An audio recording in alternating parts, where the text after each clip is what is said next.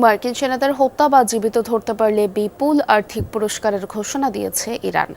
রোববার দেশটির সেনাপ্রধান আমির হাতামি দেন এই ঘোষণা। সেনাবাহিনীর কমান্ডার ইন চিফ জানান, দেশটির কেউ যদি কোনো মার্কিন সেনাকে হত্যা করতে পারে কিংবা জীবিত ধরে সেনাবাহিনীর কাছে তুলে দিতে পারে তবে দেয়া হবে $30,000 পুরস্কার। নারীদের ক্ষেত্রে আর্থিক পুরস্কারের পরিমাণ দ্বিগুণ হবে বলেও মন্তব্য করেছেন তিনি। হরমুজ প্রণালী দিয়ে জাহাজ চলাচল ইস্যুতে আলোচনা থমকে থাকার মধ্যে এই মন্তব্য করলেন তিনি।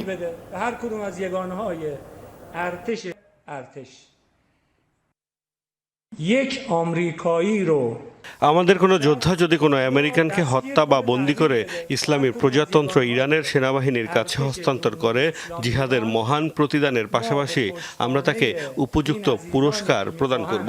এই পুরস্কারের মূল্যমান $30,000 মার্কিন বা প্রায় $5 বিলিয়ন তোমানের সমান।